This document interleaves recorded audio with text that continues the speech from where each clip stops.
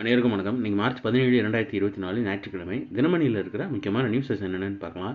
Headlines என்ன கொடுத்துருக்காங்கன்னா, 7 கட்டங்களாக மக்களவைத் தேர்தல். தமிழகத்தில் ஏப்ரல் 19 ஒரே கட்ட வாக்குப்பதிவு. ஜூன் 4 வாக்கு எண்ணிக்கைன்னு தெரிவிச்சிருக்காங்க.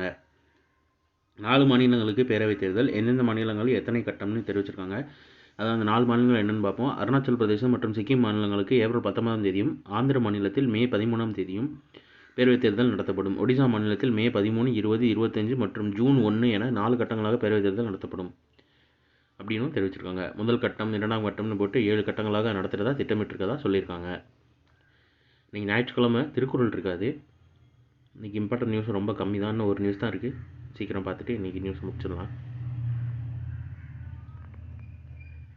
வீடுகளில் சூரிய மின் உற்பத்தி இதுவரை 1 கோடி குடும்பங்கள் பதிவு. பிரதமர் பாராட்டும் தெரிவிச்சிருக்காங்க. வீட்டு மேற்கூரைகளில் சூரிய மின் உற்பத்தி செய்யும் திட்டம் தொடங்கப்பட்டு 1 மாதமே ஆகும் நிலையில் இதுவரை 1 கோடிக்கும் மேல் குடும்பங்கள் பதிவு செய்துள்ளன. இது பாராட்டுக்குரிய விஷயம் என்று பிரதமர் மோடி தெரிவித்திருக்கிறாரு. இதுக்கு பேர் என்னன்னா, பிரதமரின் சூரிய இல்லம் இலவச மின்சார திட்டம். தொடங்கப்பட்டு சுமார் 1 மாத காலம் ஆச்சு. இது பேர் பார்த்துக்கோங்க, பிரதமரின் சூரிய இல்லம் இலவச மின்சார திட்டம். இங்கிலீஷில் நேம் தெரிஞ்சால் கீழே கமெண்ட்டில் சொல்லுங்கள். ஸோ இன்றைக்கான இம்பார்ட்டன்ட் நியூஸஸ் அவ்வளோதான். இதோட ஹேண்ட் ரிட்டன் பிடிஎஃப் கீழே டிஸ்கிரிப்ஷன் லிங்கில் கொடுக்குறேன், வேணுறவங்க யூட்டிலைஸ் பண்ணிக்கோங்க. இதோட ஷார்ட்டர் வெர்ஷன் கரண்ட் அஃபேர் நம்ம சேனல் இருக்குது, வேணுறவங்க அதை யூட்டிலைஸ் பண்ணிக்கோங்க. ஸோ மேலும் இன்னொரு நியூஸில் சந்திப்போம். தேங்க்யூ.